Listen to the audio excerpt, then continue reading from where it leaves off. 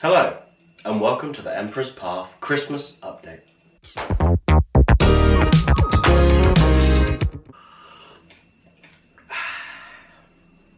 Hello, welcome to this festive season. I don't really know how to start this. I was going to try and be funny, but I actually decided that I'm just going to get on with it. Firstly, a massive thank you to anybody who has been following the channel for the last year. It's been an exceptionally fun year. I started out with the prospect of doing everything on a more chilled out basis, and while some things haven't remained so chilled out, or I've decided to start trying to do fortnightly videos, it has been extremely fun. So this is sort of like an end of year and a December update all in one. Firstly, I want to say a massive thank you to all of my Ko-Fi supporters who have just been so supportive in following what I do. Also a massive thank you, there are a lot of friends out there in the hobby, in both the Warhammer community, the normal community and the train community, who have just been extremely helpful for everything that I've done, and I just want to say a massive thank you. So with that,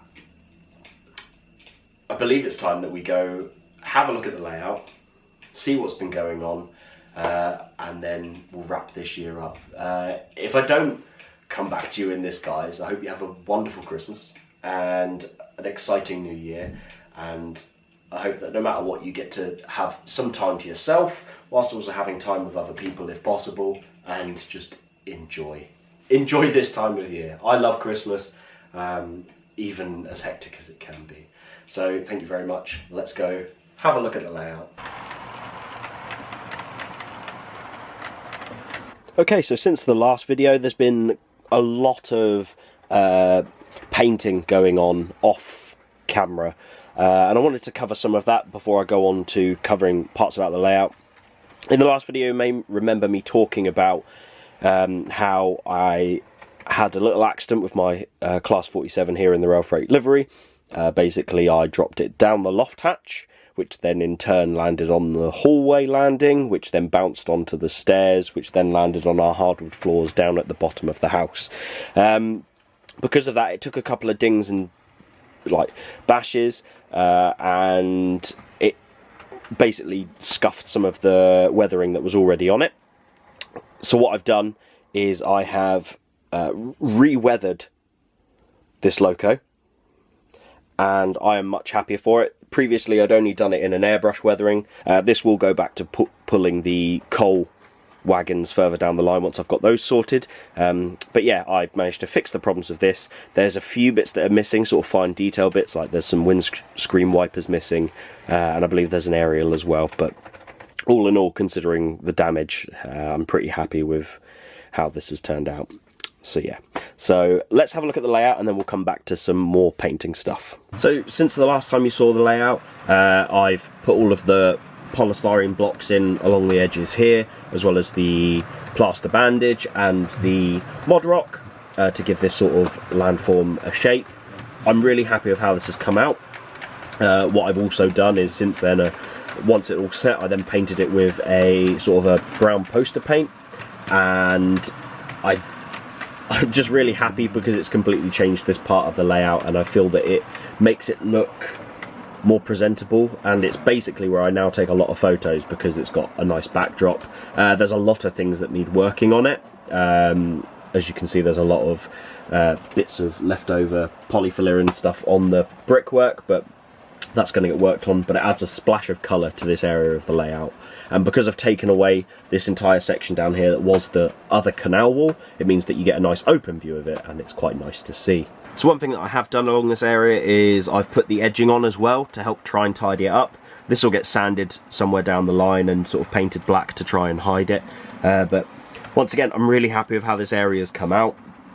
You can see I've gone all the way down to that corner bit with the mod rock and plaster bandage, and that is something that I need to order more of. So as this Christmas period comes to a finish, hopefully I'll get some of that coming through in the post and I can continue working on this area. I need to also get the bridge section put in here, which is going to be the bridge that goes right next to Fratton Station, or at least modelled on it.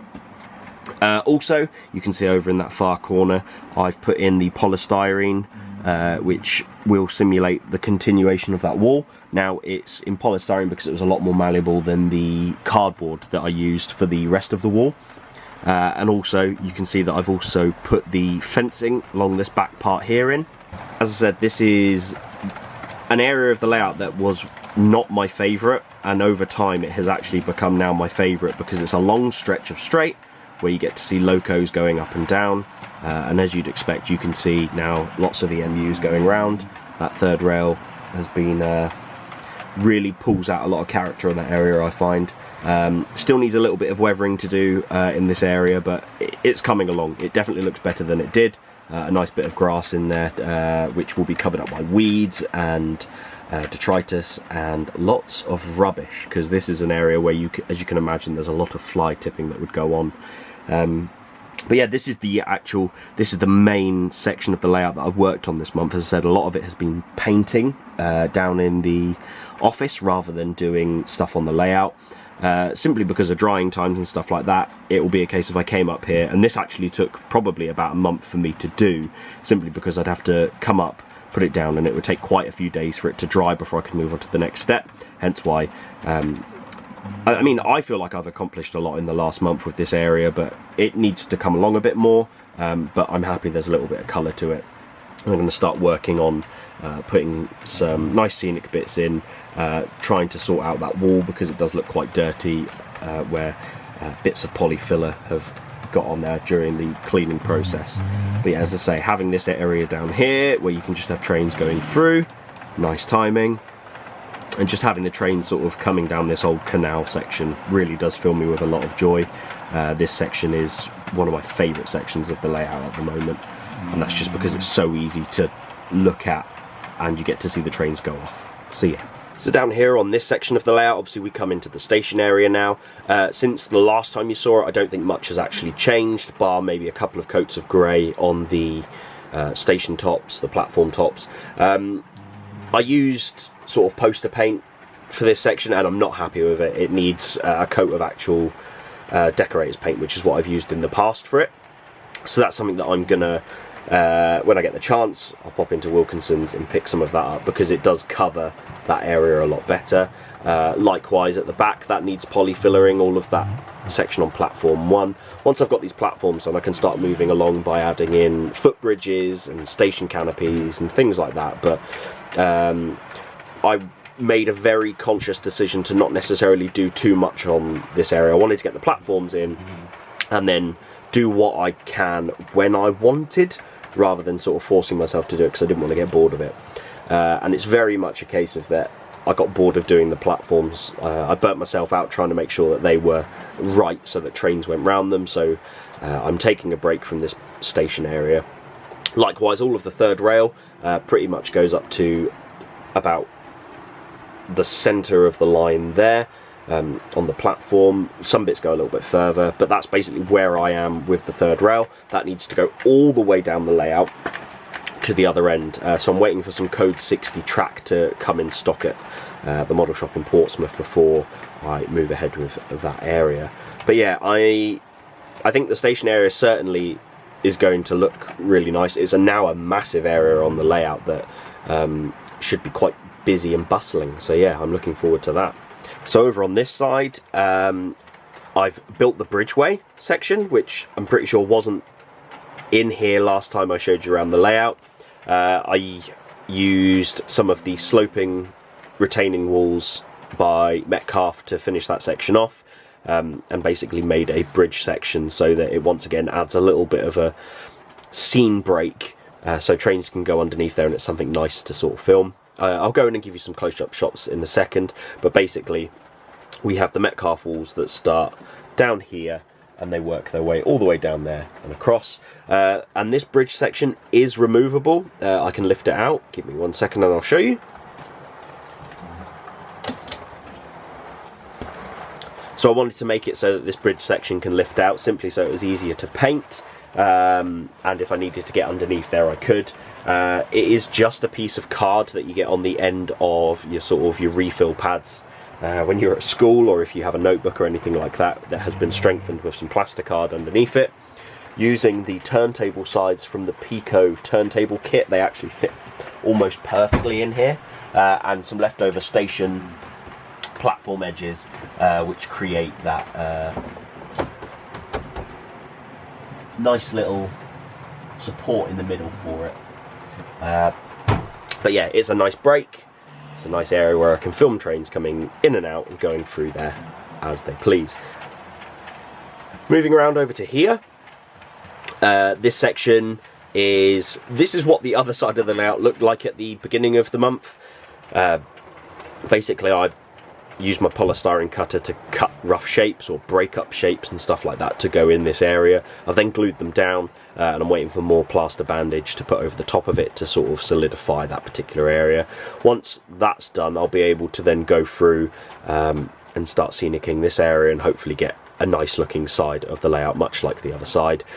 Whilst the canal side of the layout is going to be dirty and have lots of rubbish and stuff like that in there, this is going to be a much cleaner side. This is the I guess the closest you can get to countryside on the Portsmouth Island. As you can see, my train stuttering there, and I want this to be nice and green and lush. My layout is set in late autumn, early winter, so I want there to be sort of a lot of brown leaves and golden leaves and red leaves and stuff like that, but I also want there to be that lush, very deep grass, deep green grass that you get in the winter and autumn time as well.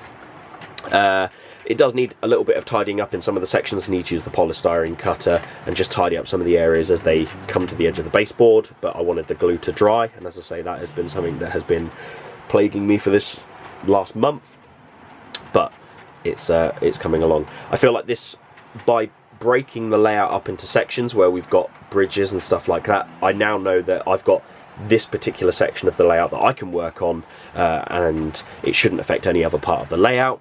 If I can get basic sections done on it, I know that I can then work on another section, and for me mentally that is a great motivator for me to go, let's work on this section of the layout, rather than having big sprawling areas where I need to work on almost the entirety of the layout. And I think that's why the station sometimes feels like a bit of a slog, but hopefully once I get the bridge sorted at the other end of the station, it will help me sort of compartmentalise the entire area.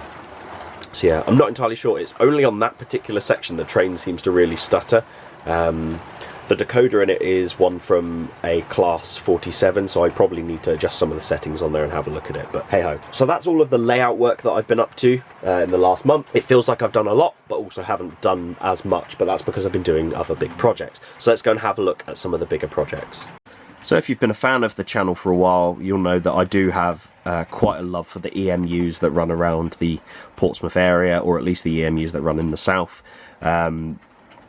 This being one of them. I bought a Bachmann 411 with my birthday money, and I was really happy with it, and I said in previous videos that it is my current favourite loco to run, so much so that I decided to get another one.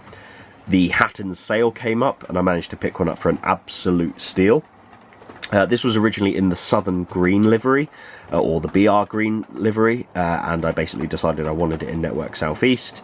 I did make a few decisions in terms of making this realistic.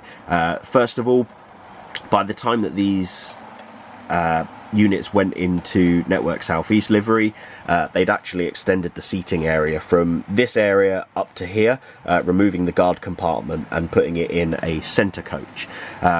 I made the decision not to make that change, A, because I didn't want to necessarily jump down that rabbit hole just yet, but I wanted to put it in the Network Southeast, so I've taken the creative effort to not do it, and instead keep it as the original formation of the 4CEP, or the 4CP, however you want to pronounce it, the Class 411, rather than go to the new formation, which means that I would have to cut up a lot of the cars for it. One change that I did make, which is on the revised model, so if I push this back a little bit, so at the front down there, there is a little marker light. Now, on the older models it didn't have this, but on the newer models, when they had the revised formation, they did get the marker lights at the front. It's a little change that wasn't going to take too much work to sort out, so with the help of NSE Latchmere and various multiple units on Instagram, they pointed me in the right direction to start having a go at adjusting kits and making them my own. So a big massive thank you for that. So probably worth mentioning that the internal light that is just behind this door is from Black Cat Technologies on eBay. I will put a link in the description below for the parts that I got for that. And the actual light section is from Replica Railways, which I didn't know was a thing. I'd heard of Replica Railways, but I just thought they were old coaches that you could buy.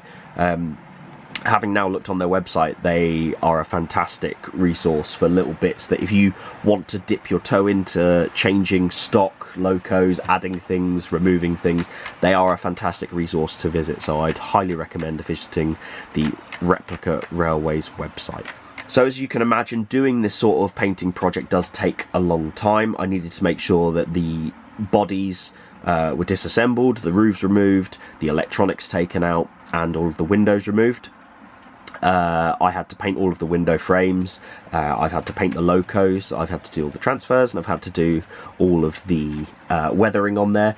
I am really happy with this project and how it's turned out, and once again, a 411 now reigns supreme on my layout, so I've now got it where I've got two running around all the time. I've got one on the inbound line and one on the outbound line, and it's quite nice having those two sort of run around on the layout.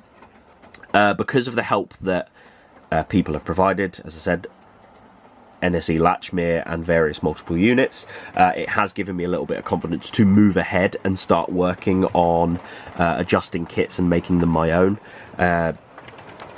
specifically so that I can get more of these electric multiple units. I love seeing them, and especially seeing them in the Network Southeast livery. I really want to do one in the Southwest Trains livery. It's a little bit out of era, but it's a livery that I do really enjoy, so I'm going to have a look at making another unit, seeing how that goes, and yeah, trying to jump on board and see what I can do, really. As well as this, I do have the current Willit NSE project underway. Those of you who remember, my Class 37 is in Network Southeast livery. It never appeared in the Network Southeast livery, but it was a loco that I really enjoyed, and I wanted to see it in Network Southeast, and I did it. With that, a lot of people then got in contact with me and said they'd like to see more, and the current one that I'm working on is a Network Southeast HST. That one I was painting at the exact same time as this multiple unit. However, due to short-sightedness on my part, I thought I had the right amount of transfers for it. Turns out I do not. So I'm waiting for some transfers to turn up, and I need to do a replacement motor part for the unit, as well as making it DCC ready so it can run around on the layout. So hopefully by the next time I do an update in the new year, you'll see that running around. A lot of people have asked, how many coaches are you going to do for it? Honestly, just 2 at the moment. I don't have the mental capacity to do an entire rake for it, but if it's something that I can do later down the line, that will be great. But yeah, they're my 2 main projects that I've done so far this month, and they have taken a lot of time, but I have really enjoyed doing them at the same time. It has been lovely to weather this unit and paint the HST, and I can't wait to get them all finished. So what have we got to look forward to in the coming month, or what am I planning to do in the coming month? One of the biggest projects is trying to get rolling stock back on the layout. Last month I talked about how I took all of the rolling stock off the layout in an attempt to get me to start working on it and get it ready to run again. And in a certain way that is true. I have been working on rolling stock. There are a lot of teething issues that I didn't anticipate. I have been trying to put new dapole wheels on all of my Lima Mark IIs, which run my Network Southeast sort of express passenger locos. And whilst I managed to get the wheels in, the width, I think it's width, from here to here, from point to point on the Lima wheels is smaller than that of every other wheel, so the Hornby, the Dapole, the Bachmann. And whilst you can get the wheels in, they are very tight and they struggle to move and they cause a lot of problems when they try to run. So I need to, once again, start working on them, and I need to drill a little bit extra into that particular area so that the wheels don't have any problems turning. If that fails, I will have a look at getting some bearings, which Dib from Dib Shunting Layout has recommended, so that might be the next port of call. So 5 Network Southeast coaches, and the other rolling stock that I'm working on is a rake of Mark 1 coaches in BR Maroon, and I've also got my coal hoppers, which need rewheeling as well. Now, the Mark 1s, no problem with the wheels fitting in there, that's not an issue. I got some Hunt couplings through, finally, so I can try and fix that. If you remember, I said that they are notorious for derailing these Mark 1, so I need to try and find out what the problem is with those and why it's doing it and try and fix that issue. The coal hoppers, they run relatively okay, but some of the wheels on them are a little bit chonky, and they just need a little bit of an update. They're an old Hornby Railroad kit and they just need a little bit of love. So yeah, so they're my main 2, or 3 I guess if you include the 5 Network Southeast coaches. Obviously the biggest problem is when you are rewheeling a rake of coaches. Even if you buy the Dapol ones, that's 22 a pack, so that's 5 coaches. So you have to sort of slowly but surely work on that in hopes that you get it done. Plus, you don't want to burn yourself out. That's the thing. Obviously, I now have several multiple units up in the loft, so that's not a problem because I can have those running around. So I've now got the raw mail train, I've got the oil wagon train, I've got the 2 EMUs up in the loft, so they can run around, no problem. And hopefully we'll be able to get you a running session in the new year. So whilst I will be working on scenery over the next month or so, it depends on drying time as to how much actually gets done. So that's something that I am looking forward to. It's been kind of fun. I'd never thought I'd say this, but doing the scenics up in the loft has been fun in the sense that it's been great to see the layout change and start to take shape, and allows me to finally be able to take pictures in an area that actually looks like an area. It has made me want to build a small diorama is probably the wrong word, but basically an area where I can take photos on and have a detachable backboard. So I've seen a couple of people like Double O'Neill where they take their little display board out into the wild, and having the backdrop allows them to make it look like it's in the real world, and it's a fantastic little idea. Living in a city, not always the easiest thing to do, but I'm sure I could find some areas to do it. That would be a fun little project to have. The problem is that I'd want to do one that was big enough to put a 4-car EMU on. That's not going to be possible because you'd have to make it so large that by the time you've moved back from it, it's not going to look real anyway. So we're looking at something that's more along the lines of so you can put 1 coach on or something like that. Final thing to wrap up this December blog, you've probably heard lots of people talking about it already, so I'll keep it short and sweet. Accurascale announced their Class 50s are coming out, and I am very, very happy. I'm really looking forward to it. I have managed to secure myself a pre-order on the Network Southeast Royal Oak in the original Network Southeast livery. So very happy, very excited. I've seen a lot of people with their brand new class, with their new Accurascale stuff, and it looks fantastic. So I'm very excited to see how this comes out. So yeah, that pretty much wraps up this December update. Usual things, if you want to support what I do, you can do so by supporting me on Ko-Fi or Coffee, where there will be a link down in the description below where you can support me for as little as it costs for a cup of coffee a month. Worth mentioning that you don't have to do this, it is just something that if you want to support me, you can do so by going on there. I am extremely grateful to my Ko-Fi supporters. If you have enjoyed this video and you are new to the channel, or even that you have watched several videos and you haven't clicked subscribe, you can do so down below as well. If you click the bell icon, you can get brand new videos when they come out, and it will just notify you, which is always nice.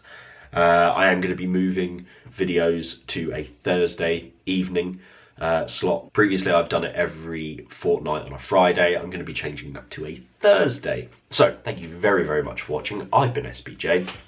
Have a wonderful Christmas, a great New Year, and I'll see you when we come back in 2023.